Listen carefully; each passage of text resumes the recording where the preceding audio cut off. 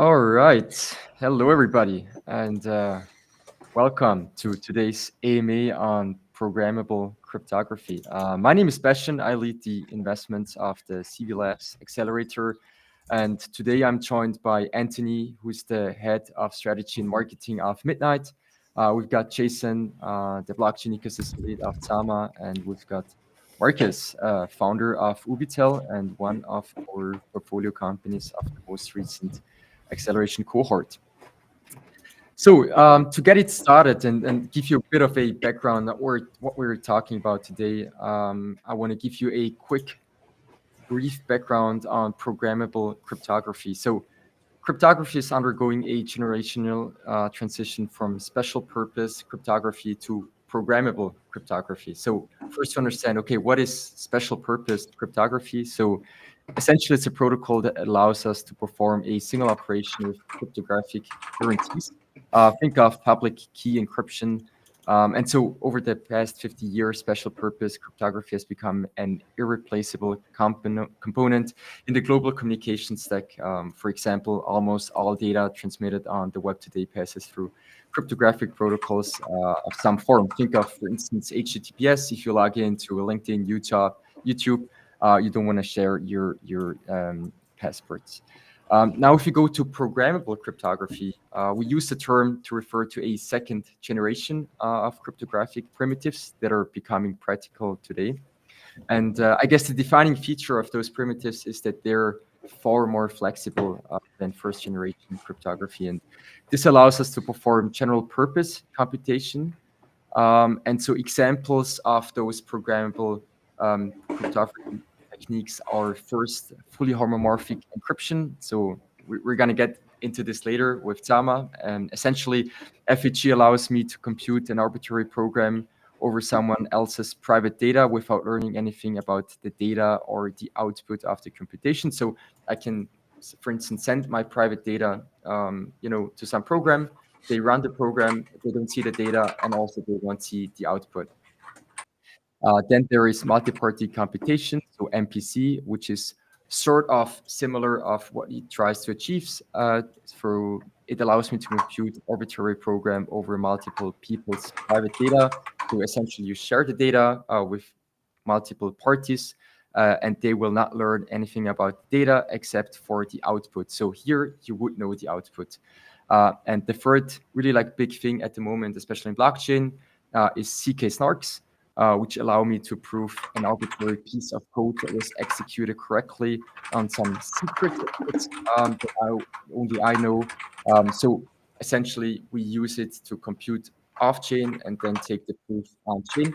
And then there is two more, a little bit less known, which is witness encryption, which allows me to encrypt a message to a program, and obfuscation, which allows me to encrypt essentially an entire program. And so those first instances of programmable cryptography have just started to become practical for developers in real-world use cases over the past 5 years or so. And in the coming decade, the performance, accessibility, and capabilities of programmable cryptography will increase dramatically. And so this obviously leaves us with the question, what might the transition from special purpose to programmable cryptography enable, and how will we get there? And this is exactly where I would like to introduce the panelists. So maybe we can start with Anthony. Please introduce yourself quickly and also the project you're working for, and obviously your touch points with programmable cryptography. Brilliant. Thank you, Bastian. Excellent introduction. I'm very impressed that you managed to learn all of those and run that all off, Pat. Very impressive start, very nice, concise summary. To give you our side of the world, so my name is Anthony Day, I work for Midnight. Midnight is focused on using zero-knowledge technology, focused primarily on client-side proofing technology, which means that no data ever leaves your system, your device, your network, with that being the goal of, let's call it gold standard of data protection. So if the data doesn't move, if it remains within your control, it can't get more secure than that. And where we see that being important is pretty much anywhere where you see sensitive data transacting or being moved through a decentralized application today. We're risk accepting in most cases that we're using public blockchains, appending transactions, wallet details, albeit pseudonymous, on public blockchains. And unfortunately, we know that that's a barrier to the adoption or the moving on chain of $20 trillion of real world assets, or the use cases that we've seen and heard among enterprises, or just individual peer-to-peer activities, decentralized social, decentralized physical infrastructure networks. In all of these cases, there's a requirement to keep a secret. And so our focus is on enabling that to happen across as many chains as we can work with. So our basic architecture, the blockchain is built on Substrate, the proving system is based on Halo 2, and we'll get into more details as we go through, but hopefully that's a helpful start. Absolutely perfect. Thank you so much, Anthony. Yeah, privacy is key for a lot of applications. And now I would like to go over to Jason from Zama, and please tell us a little bit more on what you're building, and also maybe what FHE is in more detail, and how people actually apply FHE today. Thank you for having me. So I'm working for Zama. Zama is a cryptography company working specially on FHE. FHE is fully homomorphic encryption. So as you described perfectly, FHE is the ability to do computation over encrypted data, which means in the context of blockchain. So we have two areas. We're working on blockchain and on machine learning AI. So I'm more focused on the blockchain part. And what we have is a product called an FHE VM coprocessor. Long words, but it means that we enable the smart contract developer on Ethereum to manipulate private states, encrypted states, and all the computation is done off-chain on our coprocessor. And so the basic example of this is you can have a private ERC20, private in the sense that the data itself, the balances of a stable coin or an asset is encrypted. So if I send you 10 tokens, only me and you can decrypt the 10 amounts, but anybody else will see on a blockchain explorer a bunch of ciphertext that they cannot describe. And more generally, we are asked a lot what's the difference between FHE and ZK. And so ZK can be used for privacy. It's mostly used today for scaling the blockchain, for the succinctness of the proof, not for the zero knowledge part, mostly, I would say. And the main difference is with FHE, you have all the encrypted data, the sensitive data on-chain and encrypted, and you can still have the composability of the blockchain, which is an amazing feature.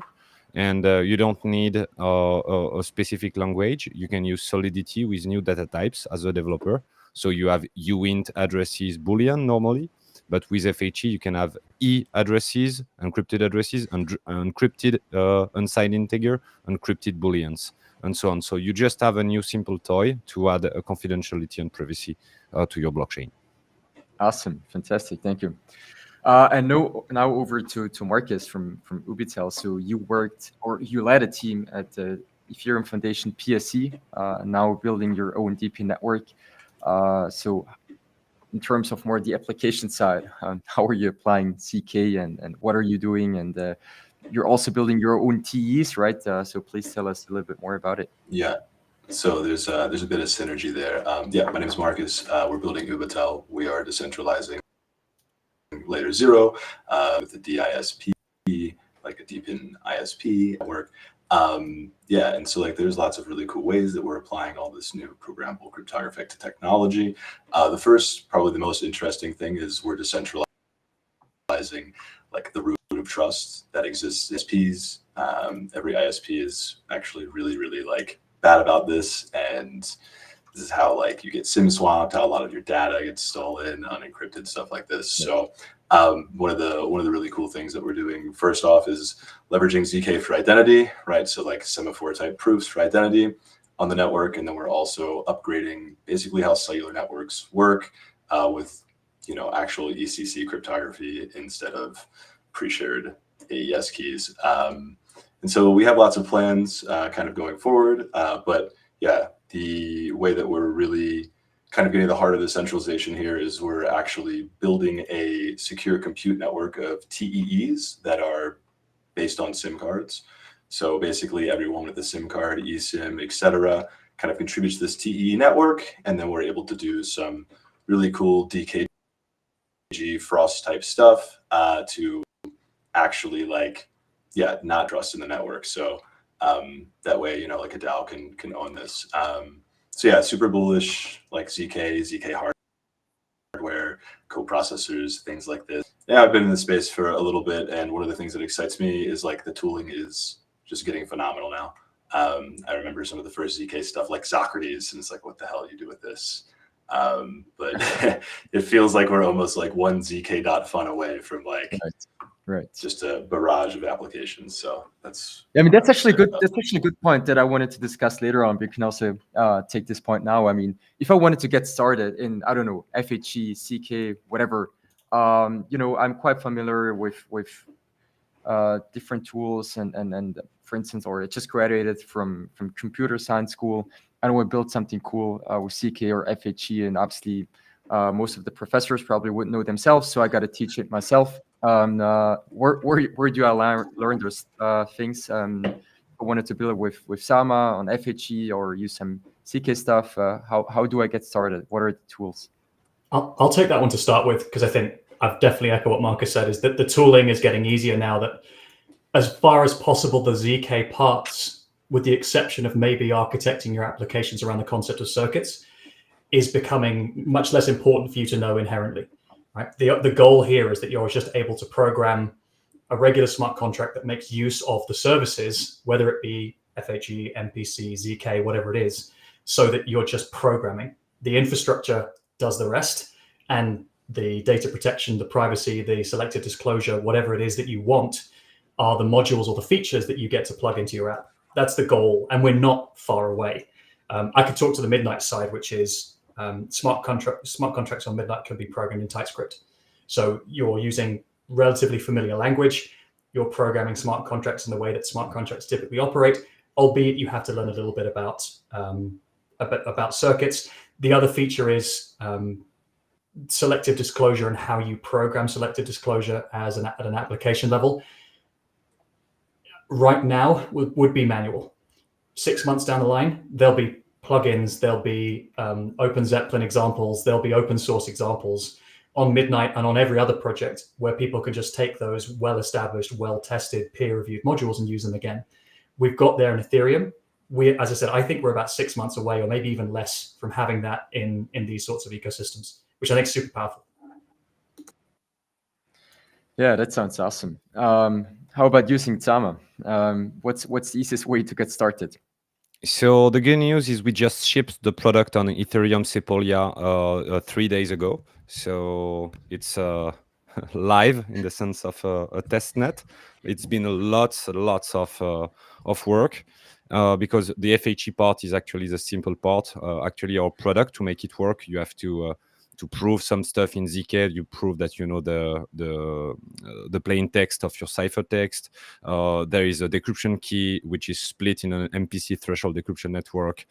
Each nodes are running a TE. So we are just a single privacy enhancing technology cannot work alone. It always works with all of the rest of the stack, but I'm not answering the question.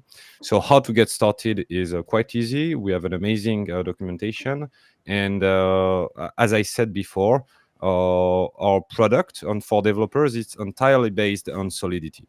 So you don't need to learn a new language. You don't need to learn weird FHE circuits or stuff like this. So this is we believe a good simple developer experience, and you just need to learn to manipulate decryption, which is something quite new for smart contract developer concept, but we have great examples. So I would recommend to start just to build a private ERC20 contract, very simple, balances, transfer, adding and subtracting in FHE. That's very simple, and then from here.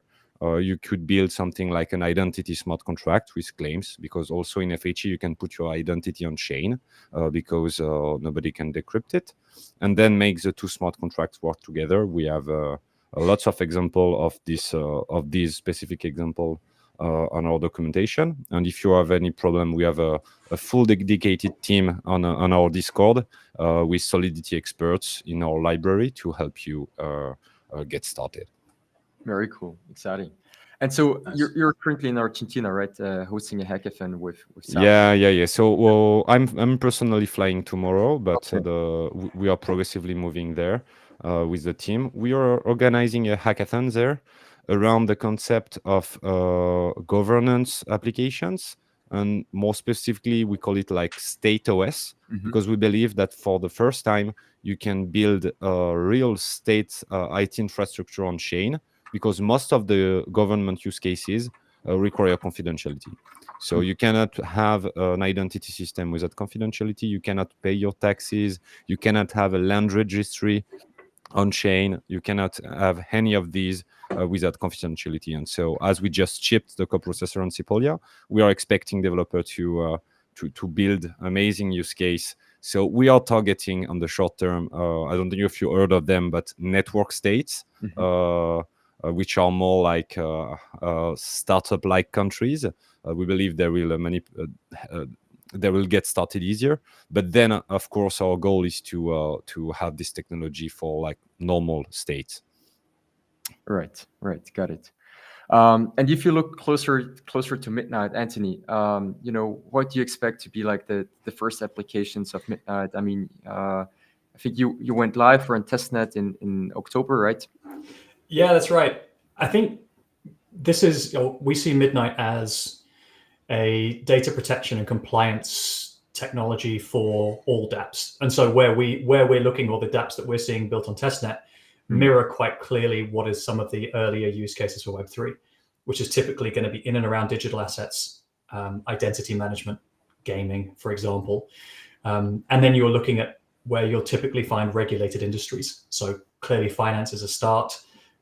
You might also see some enterprise use cases that we're exploring at the moment. Nothing we can share publicly, but again, where you see sensitive data in, or where there is data compliance required in certain use cases. So if you're going to compute on sensitive, let's call it identity data or healthcare data, or even finance data, in those particular instances, you may be required, or you may open up the opportunity to do private computation.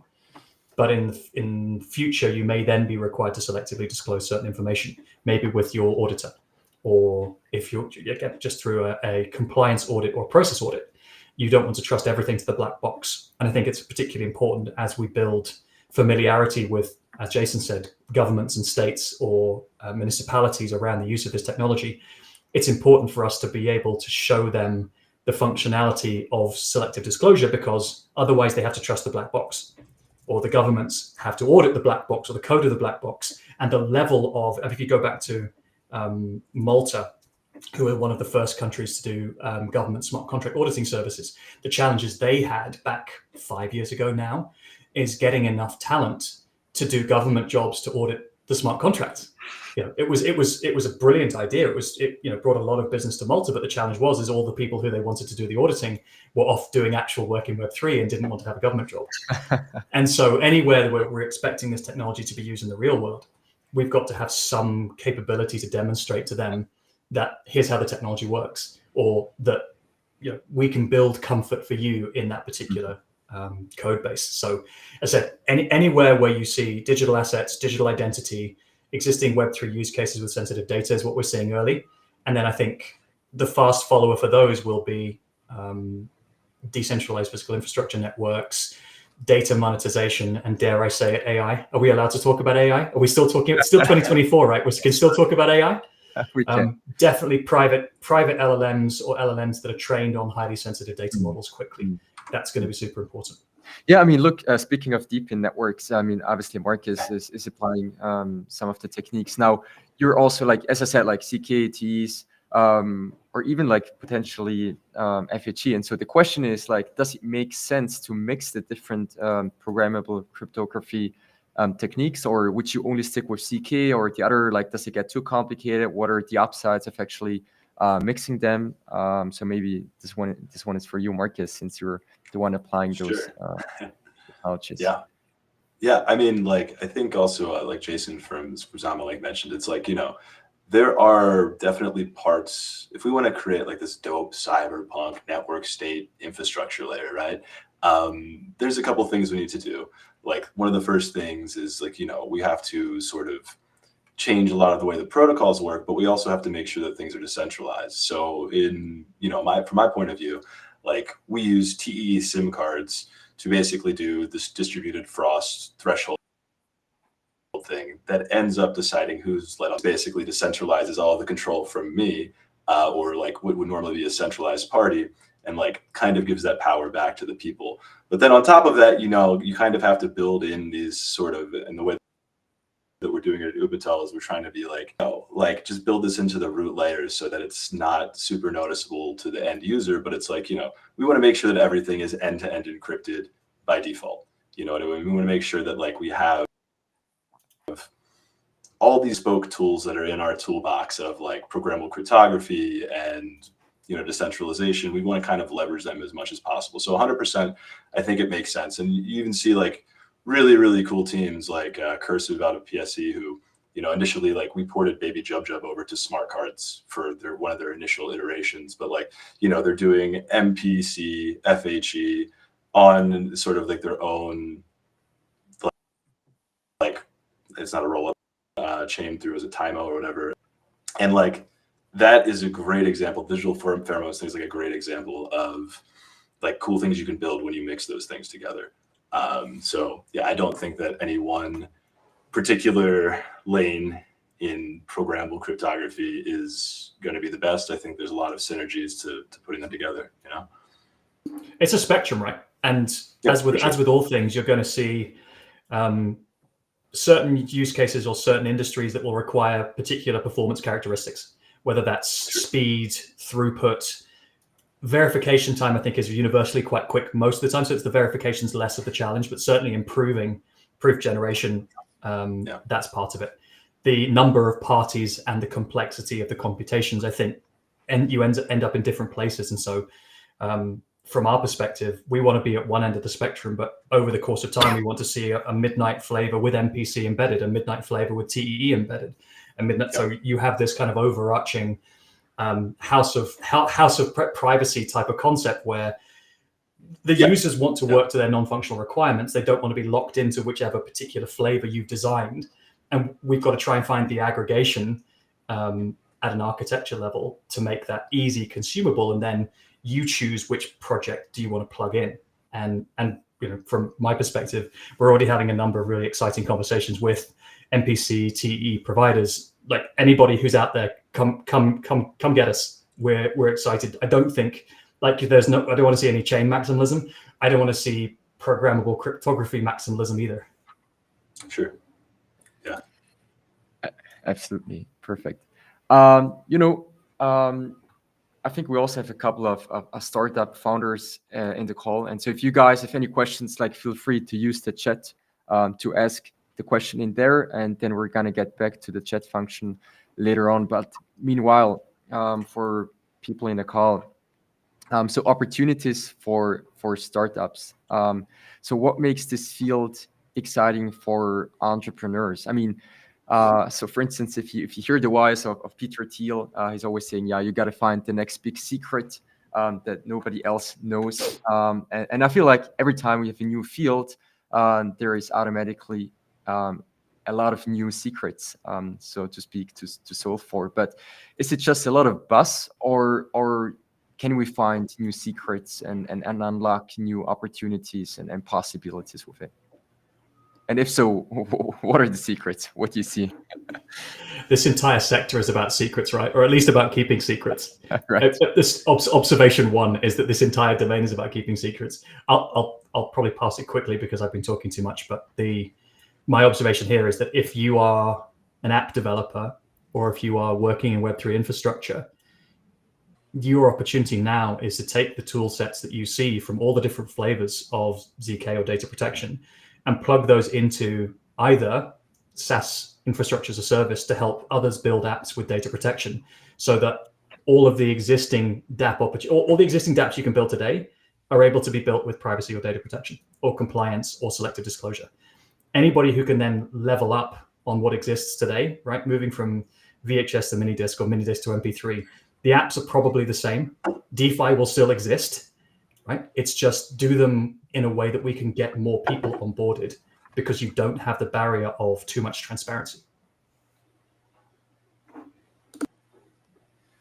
Right. I mean, that makes a lot of sense. And the question is also like, what applications are, for instance, maybe not possible as of today, right? I mean, I think a big misunderstanding of blockchains is that, a lot of people say, it's just to hide currencies, hide money, et cetera, but like it's the most transparent way to actually send money, and indeed that is a problem, because it's difficult to create some payment gateways on the blockchain, because some people want to have privacy, right? You want to have privacy when it comes to your payments for your salary, and maybe government agencies also want to see some privacy.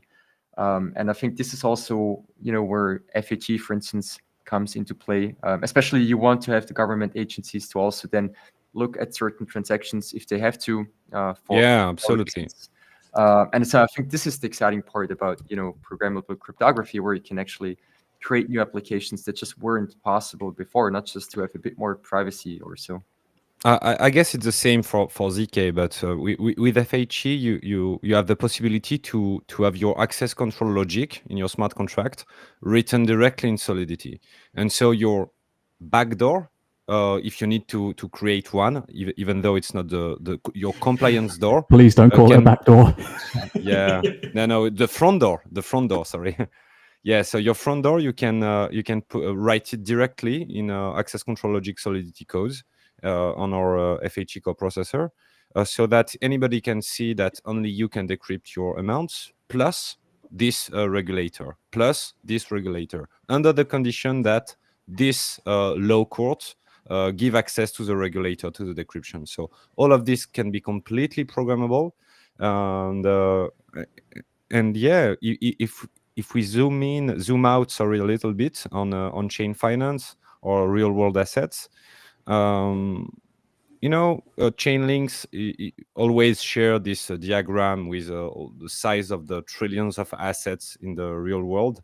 That's amazingly huge. Bitcoin is just 2 trillion.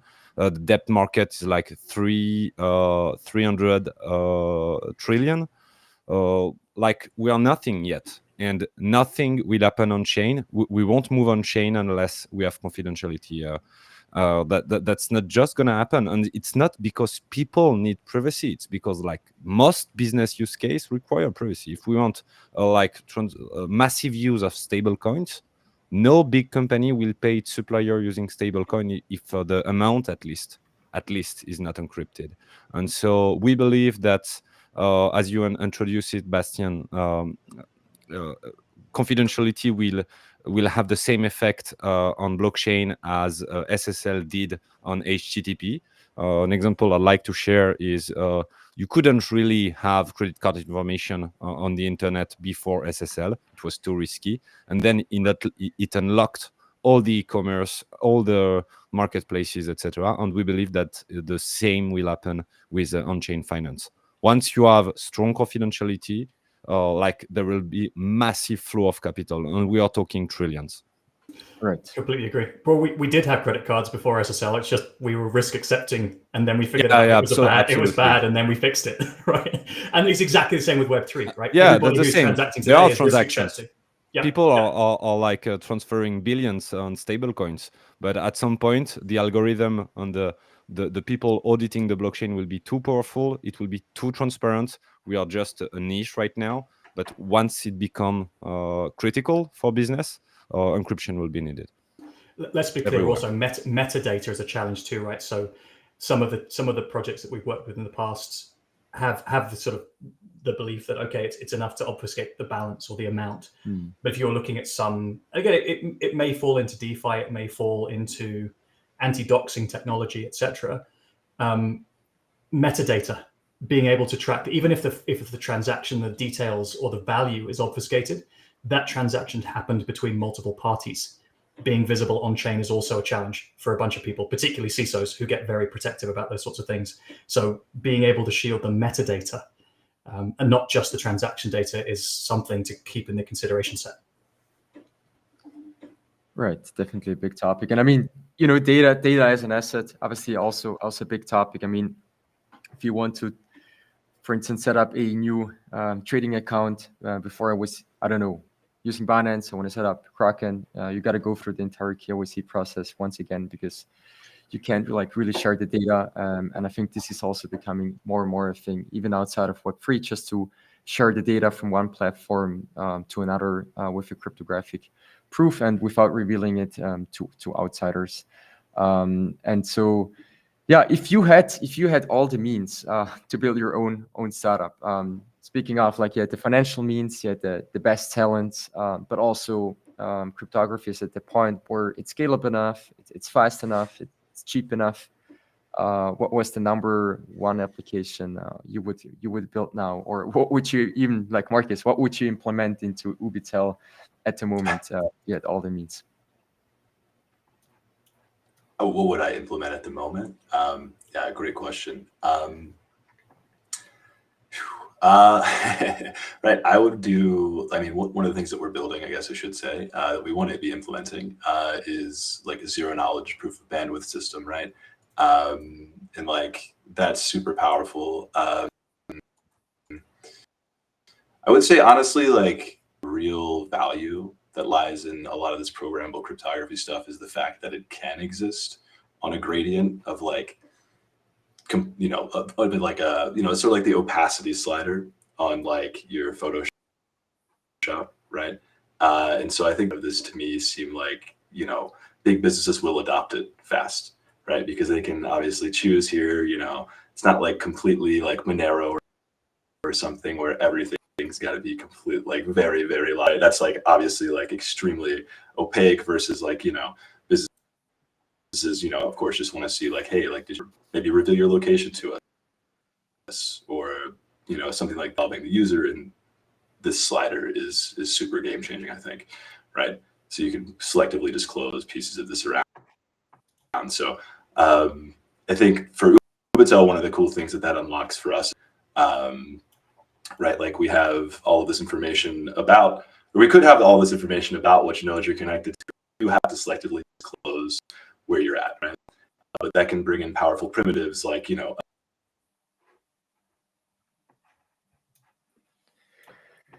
Yeah. Did we lose Marcus? I might build on the example that he took there, because there's an enterprise use case that I think is super powerful around, let's call it private commerce or private e-commerce or something like that. Have we got you back, Marcus? Sorry about that. I was just lost connection there. Talking about powerful cryptography, not powerful internet, but here we're back again.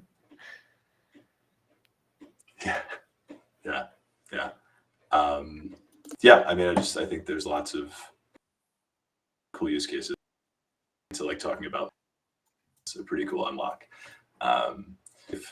Where only if you can selectively disclose your location to people that can prove that, then you can sign the multi-sig, right? Let's make sure your CEO isn't being something, or in a jurisdiction which isn't like a privacy allowed to make a transaction, or isn't allowed to be active in this particular airdrop transaction, whatever you care to call it, right? There's a lot of signing that goes on around aircraft leasing where you're required to be outside of country, so they do the signing while the aircraft is in the air, right? There's a deep end use case for that. Also. Yeah, in international waters kind of thing. Yeah.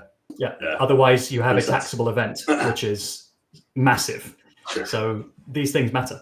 There was another use case that I came across back in my Deloitte days. This was as I was just getting interested in ZK about 2017, 2018. There was a constant challenge where you've got data providers, specifically satellite data providers, who provide real-time surveillance of certain locations. And obviously, government entities are interested in that particular data for a bunch of reasons. And the challenge at the moment is that the government parties obviously have to KYC on the platform. And so you know that it's Mr. Smith from the CIA who's looking at your particular, or at least you go through the procurement, they are buying up your data. Now, if you are the CIA, or if you are any entity that requires information on a particular piece of land, you may not want others to know that you're surveilling that one particular location. And so what you want as a platform is the ability for people to pay for your services, but you may not want the ability for them to dox who they are and also what they're buying, right? So you've actually got a double blind purchasing system or double blind procurement system where the person is KYC'd, they buy what they want. The other side is comfortable that they're transacting with a party that's legitimate, but you have no idea what you sold them, which I think is just a super, super powerful use case. And it shouldn't always be about surveillance and dodgy shit, but that's one of those ones where there's plenty of other analogies around that. Right. Certainly. So taking a question from the chat, when is Midnight going open source? 2025. We're working on it right now. I know there's been plenty of comments in our Discord in the community around that. We're going through a bunch of it. So obviously we're using a bunch of different components.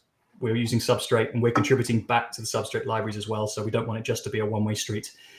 So we're looking at our contributions outwards, but also on the path to mainnet. Open source is definitely going to be part of the story. So 2025 for that. Awesome. Perfect. And so speaking of roadmap, what is in the roadmap for Zama, Midnight, and Ubitel? Jason, you go next. Yeah, I can start here. So we've just launched the coprocessor on Ethereum Sepolia. Next step for us is to gather maximum of feedbacks from everybody and to launch a real version on Ethereum mainnet.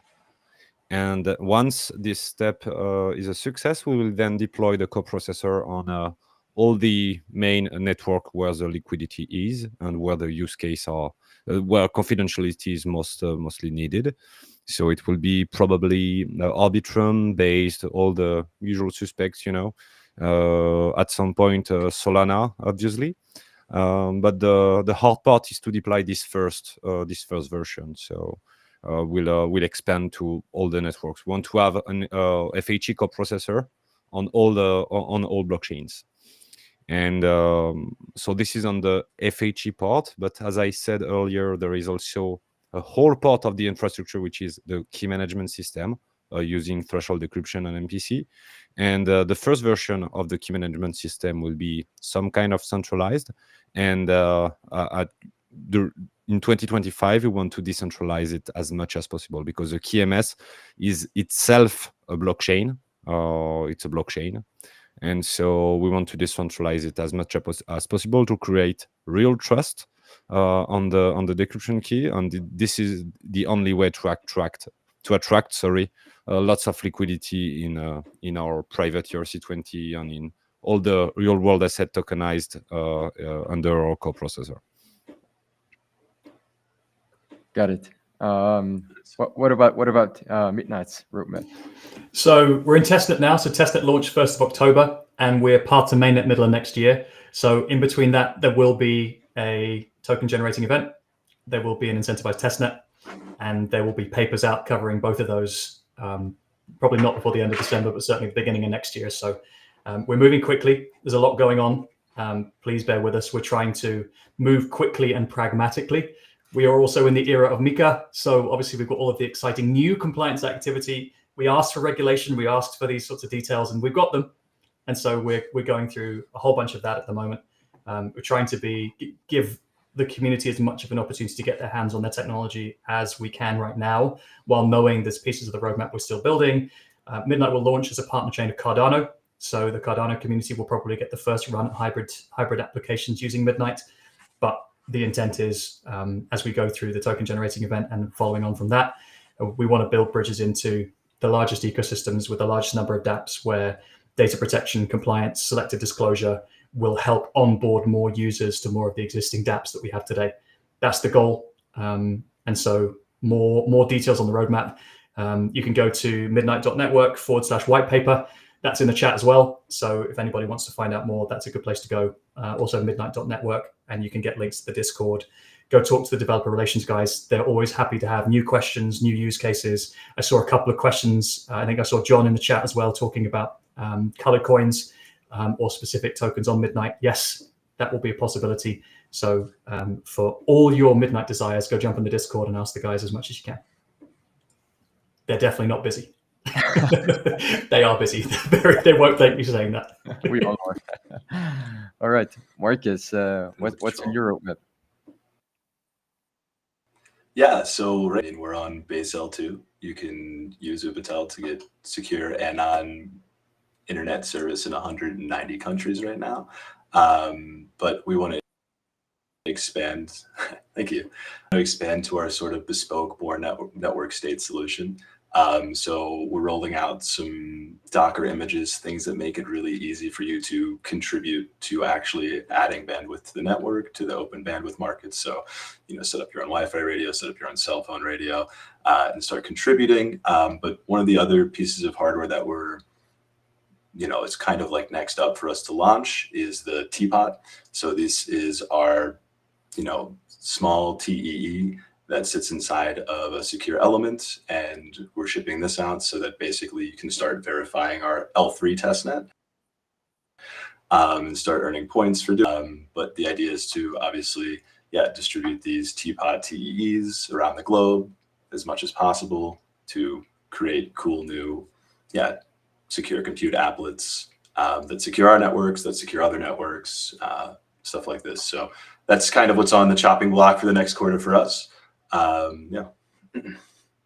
When space, Marcus? Are you guys putting nodes and sims in space yet? If not, I have some guys you might want to talk to. Would love to. I talked to an exact guy the other day, so pretty bullish on that. Probably be curious to see what kind of licenses we need. I know I need like an S to beam some stuff back to Earth, but this could all be done in the grand scheme of things. So once we get that orbital capacity, we'll let you all know, and then we'll go to Mars. When actual moon. When Jupiter's moon. Shoot. Yeah. Yeah, I mean, look, also for us, so we actually, speaking of roadmap, we have our next acceleration cohort starting in March. Applications are currently open until the end of this year. So for the ones not familiar with the CV Labs Accelerator, it's a 10-week program run twice a year.